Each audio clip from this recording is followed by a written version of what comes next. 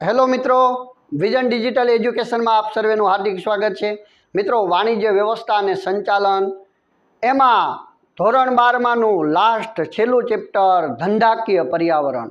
ધંધાકીય પર્યાવરણ એટલે શું? તો કે ધંધાને અસર કરતા આર્થિક, સામાજિક, રાજકીય, કાનૂની, લશ્કરી પરિબળોનો સમૂહ એટલે ધંધાકીય પર્યાવરણ। એટલે કે તમે જે ધંધો કરો છો એ ધંધાને અસર કરતા પરિબળો હોય, એ પરિબળોનો સમૂહ એટલે ધંધાકીય પર્યાવરણ।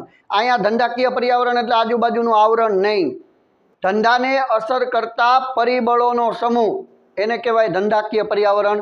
બસ એના એમસીક્યુ લઈને તમારી સામે રજૂ થયો છે મિત્રો। ચાલો, પહેલો એમસીક્યુ છે ઔદ્યોગિક વિકાસ અને નિયમન ધારો કયા વર્ષમાં અસ્તિત્વમાં આવ્યો? આમાં બધા જે નિયમન ધારા છે, કાયદાઓ છે, વજન અને તોલ માપ ધારો, બરાબર, ટ્રેડમાર્ક ધારો, ગ્રાહક સુરક્ષા ધારો, ઔદ્યોગિક વિકાસ અને નિયમન ધારો, એ બધા જે ધારા છે, કાયદાઓ છે, એકવાર કમ્પ્લીટ વાંચી જવા, બરાબર। ખાસ યાદ રાખી લેવા ક્રમમાં 1951, 55, 69, બરાબર, 99, 86 બધા કાયદાઓ યાદ રાખી લેવા। ચાલો, ઔદ્યોગિક વિકાસ અને નિયમન ધારો ઈસવીસન 1951। ઔદ્યોગિક વિકાસ મિત્રો કેની વાત કરવામાં આવે? ઔદ્યોગિક વિકાસ અને નિયમન ધારો। ચાલો, ઔદ્યોગિક વિકાસ અને નિયમન ધારાની વાત કરવામાં આવે તો 1951 એટલે આપણો જવાબ શું આવે છે? એ 1951। જો એવી જ રીતે બીજો પ્રશ્ન આપણે જોઈ લઈએ, આવશ્યક ચીજ વસ્તુઓનો ધારો કયા વર્ષમાં અસ્તિત્વમાં આવ્યો? આવશ્યક ચીજ વસ્તુઓનો ધારો, તો જવાબ શું આવશે? 1955। 51માં વિકાસ નિયમન, ચીજ વસ્તુઓનો ધારો, ચીજ વસ્તુઓ 1955, બરાબર, 55 વસ્તુઓ યાદ રાખજો। કેટલી? ચીજ વસ્તુઓનો ધારો 1955। ચાલો, ત્યારબાદ ટ્રેડમાર્ક ધારો કયા વર્ષમાં અસ્તિત્વમાં આવ્યો?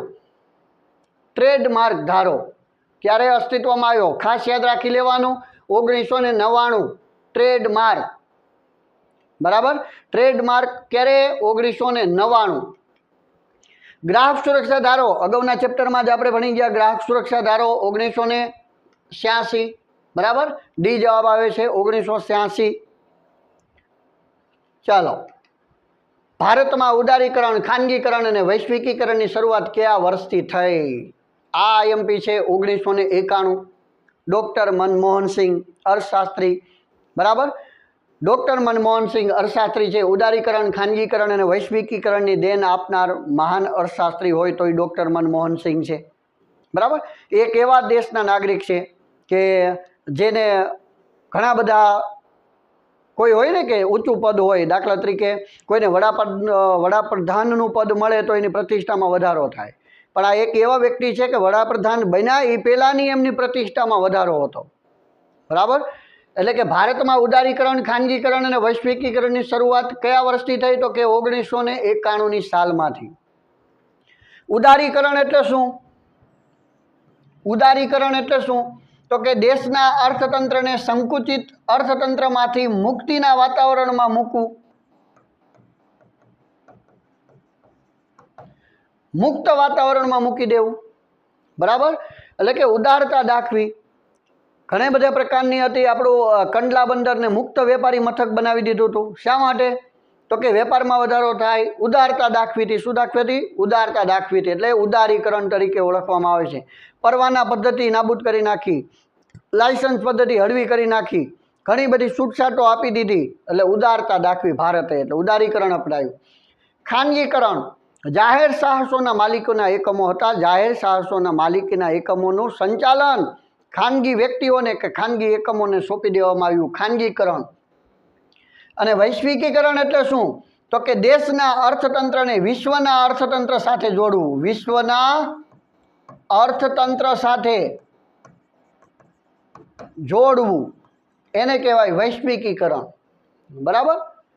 તો આમ ખાનગીકરણ, ઉદારીકરણ અને વૈશ્વિકીકરણની નીતિ અપનાવી કઈ સાલમાં? 1991ની સાલમાં। ભારતીય ચલણ રૂપિયાને કઈ સંજ્ઞા આપવામાં આવી? આ તો આવડે જ, રૂપીસ, આરએસ, રૂ કે ઊંધો રૂ? તો કે જવાબ આવે છે રૂ। રૂની સંજ્ઞા આપવામાં આવી, કે નહીં? રૂની સંજ્ઞા આપવામાં આવી। મિત્રો ખાસ યાદ રાખજો, રૂપિયાને રૂની સંજ્ઞા આપવામાં આવી છે। વિદેશી હુંડિયામણ માટે ભારતમાં હાલ કયો કાયદો અસ્તિત્વમાં છે? વિદેશી હુંડિયામણ માટે હાલમાં કયો કાયદો છે? તો તમને યાદ હોવું જોઈએ કયો કાયદો છે, તો કે ફેરા કાયદો, ને ફેમાં અપનાવ્યો. શું જવાબ આવશે? ફેમાં. ફેરા હતા પહેલાં, ફેરા પદ્ધતિ હતી ને, ફેરા પદ્ધતિ કાઢી નાખી, લવ મેરેજ જે આવી ગયા. તો જો ફેમાં યાદ રાખવા માટે ખાલી હો. પહેલાં શું હતું? ફેરા. ફેરાની જગ્યાએ કયો આવી ગયો? ફેમાં, ફોરેન એક્સચેન્જ મેનેજમેન્ટ એક્ટ. બરાબર. પહેલાં કયો હતો? Foreign exchange regulation act. હવે કયો આવી ગયો? મેનેજમેન્ટ એક્ટ આવી ગયો છે. એટલે વિદેશી હુંડિયામણ માટે ભારતમાં હાલમાં કયો કાયદો છે? ફેમા કાયદો છે. યાદ રાખજો. નીચેના વિકલ્પો પૈકી કયો લાભ ખાનગીકરણનો નથી? નીચેના જે વિકલ્પો છે એમાંથી કયો લાભ ખાનગીકરણનો નથી? કાર્યક્ષમતામાં વધારો, કર્મચારીઓનું શોષણ, રાજકીય દખલગીરીનો અભાવ, આધુનિક ટેકનોલોજીનો ઉપયોગ. તો મિત્રો આ બધા જે છે ને એ ફાયદા છે. આમાંથી કીધું છે લાભ ખાનગીકરણનો નથી. લાભ કયા છે? તો કે કાર્યક્ષમતામાં વધારો થયો, હા વધારો થયો. રાજકીય દખલગીરીનો અભાવ જોવા મળે છે, હા જાહેર સાહસોમાં એ વધારે જોવા મળતી દખલગીરી. ખાનગીકરણને કારણે રાજકીય દખલગીરી ઘટી ગઈ. આધુનિક ટેકનોલોજીનો ઉપયોગ કર્યો છે, તો કે હા. તો ખાનગીકરણનો લાભ કયો નથી? તો કે કર્મચારીઓનું શોષણ. આ ખાનગીકરણનો લાભ નથી, ખાનગીકરણનો શું છે? ગેરલાભ છે. કયો રહેલો છે? ગેરલાભ છે. કર્મચારીઓનું શોષણ એ કંઈ લાભ છે? બરાબર. નીચેના વિકલ્પોમાંથી કયો લાભ ખાનગીકરણનો નથી? તો કે લાભ નથી. કર્મચારીનું શોષણ એ લાભ નથી, ગેરલાભ છે. એટલા માટે જવાબ આવશે સી. શું આવશે? કર્મચારીઓનું શોષણ. આર્થિક નીતિઓમાં ફેરફારના ભાગરૂપે ખાનગી ક્ષેત્રે વીમા કંપનીઓનું અસ્તિત્વ ક્યારે સ્વીકારવામાં આવ્યું? મિત્રો આર્થિક નીતિઓમાં ફેરફારના ભાગરૂપે ખાનગી ક્ષેત્રે વીમા કંપનીઓનું અસ્તિત્વ ક્યારે સ્વીકારવામાં આવ્યું?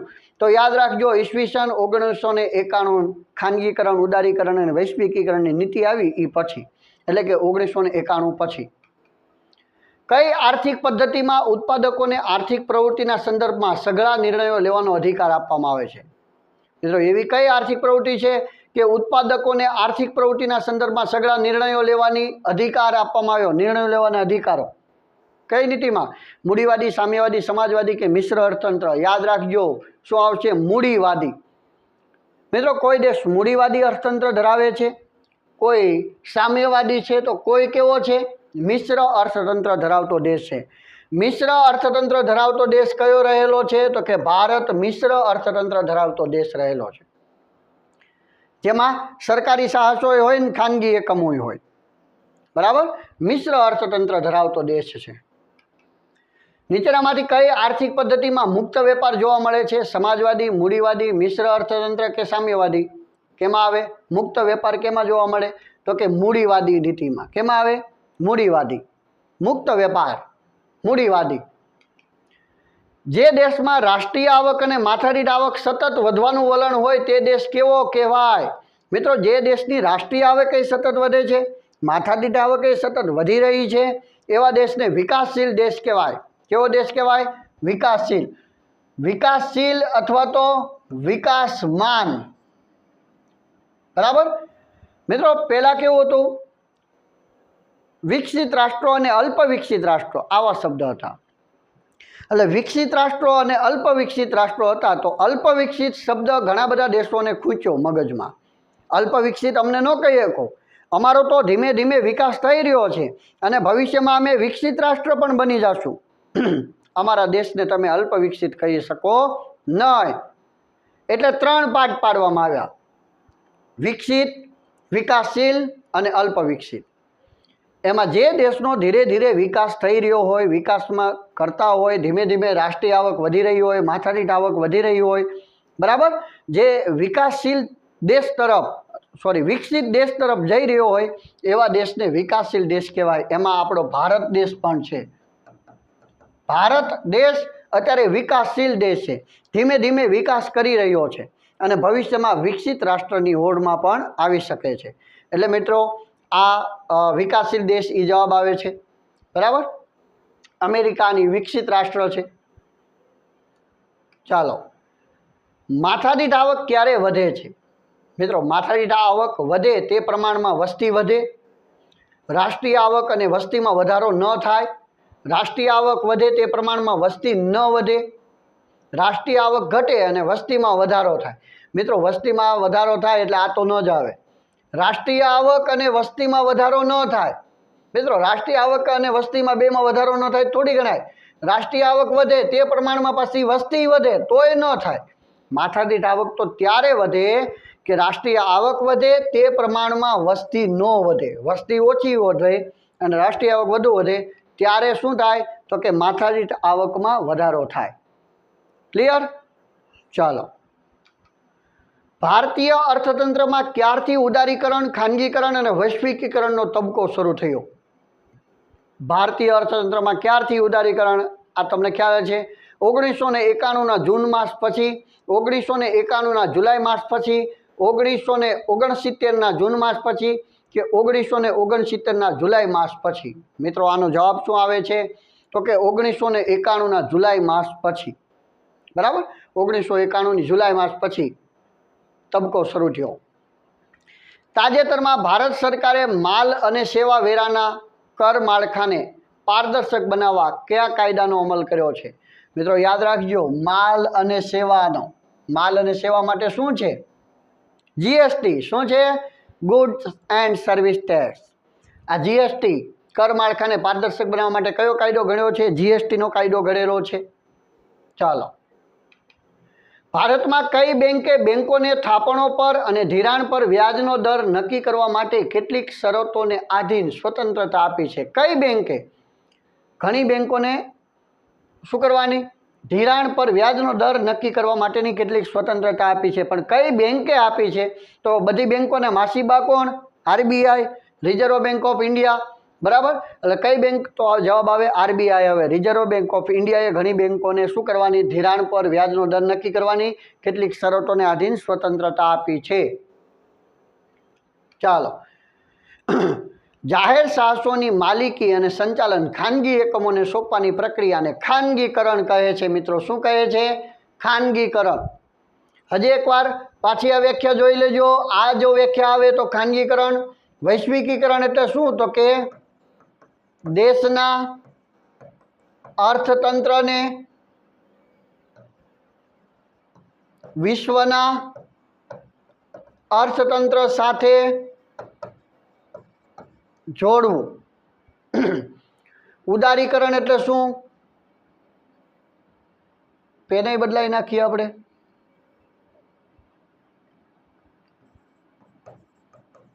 દેશના અર્થતંત્રને સંકુચિત નીતિમાંથી મુક્ત વાતાવરણમાં મૂકવું એટલે ઉદારીકરણ. પરવાના પદ્ધતિ નાબૂદ કરવી. દાખલા તરીકે કેવી? પરવાના પદ્ધતિ નાબૂદ કરવી. વૈશ્વિકીકરણ દેશના અર્થતંત્રને વિશ્વના અર્થતંત્ર સાથે જોડવું એટલે કે વિશ્વની કોઈ પણ દેશની અંદર મંદી આવે તો એની અસર હવે ભારતને પણ થાય. આપણો દેશ વિશ્વના અર્થતંત્ર સાથે જોડાઈ ગયો છે. બરાબર, તો આ છે ખાનગીકરણ, ઉદારીકરણ અને વૈશ્વિકીકરણની નીતિ. જાહેર ક્ષેત્રના એકમો પોતાની મૂડીનો કેટલોક ભાગ જાહેર જનતાને ખરીદવા માટે ઓફર કરે તેને શું કહેવાય? જોડાણ, મૂડીકરણ, સંયોજન કે મૂડી વિનિવેશ? મિત્રો શું કહેવાય? મૂડી વિનિવેશ તરીકે ઓળખવામાં આવે છે. હજી એકવાર, મૂડી વિનિવેશ એટલે શું? તો કે જાહેર ક્ષેત્રો જે છે, બરાબર, જાહેર સાહસો હતા સામ્યવાદી.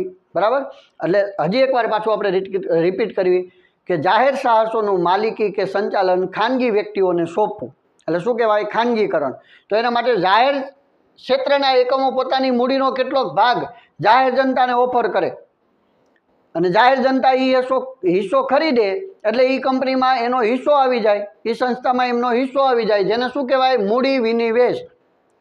બરાબર, આનો આમ મતલબ જુઓ તો શું થાય?